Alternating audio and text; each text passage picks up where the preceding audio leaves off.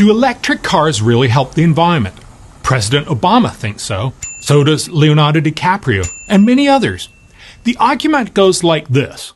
Regular cars run on gasoline, a fossil fuel that pumps CO2 straight out of the tailpipe and into the atmosphere. Electric cars run on electricity.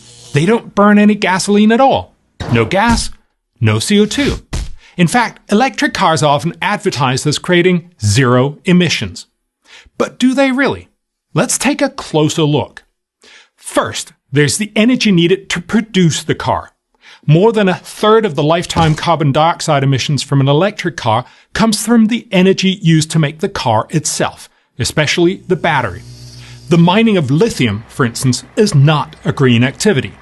When an electric car rolls off the production line, it's already been responsible for more than 25,000 pounds of carbon dioxide emissions.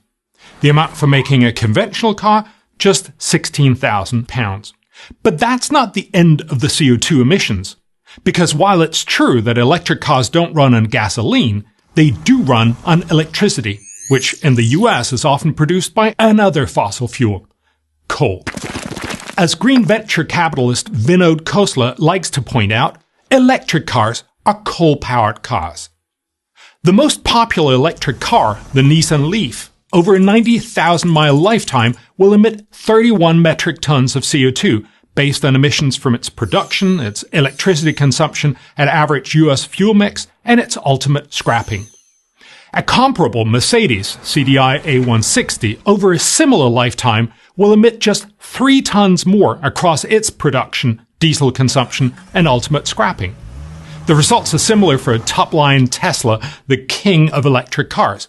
It emits about 44 tons, which is only 5 tons less than a similar Audi A7 Quattro. So throughout the full life of an electric car, it will emit just 3 to 5 tons less CO2.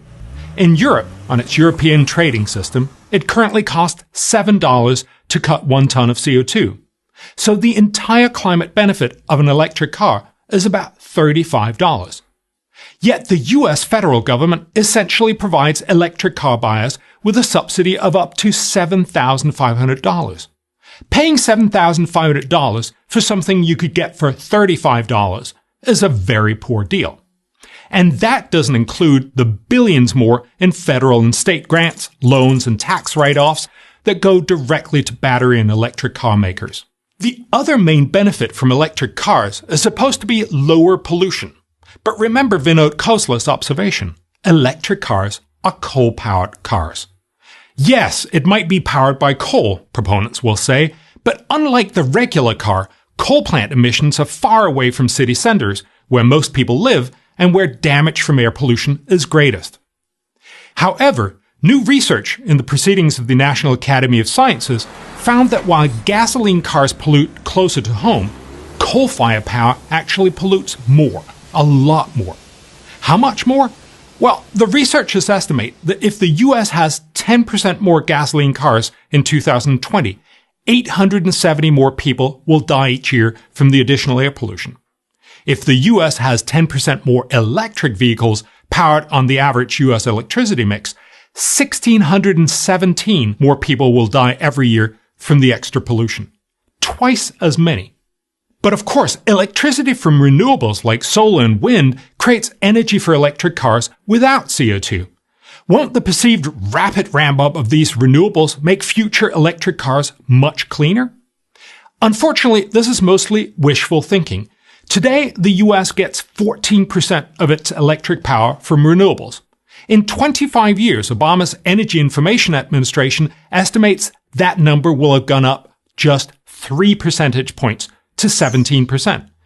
Meanwhile, those fossil fuels that generate 65% of US electricity today will still generate about 64% of it in 2040. While electric car owners may cruise around feeling virtuous, the reality is that the electric car cuts almost no CO2, costs taxpayers a fortune, and surprisingly generates more air pollution than traditional gasoline cars. I'm Bjorn Lomborg, president of the Copenhagen Consensus Center.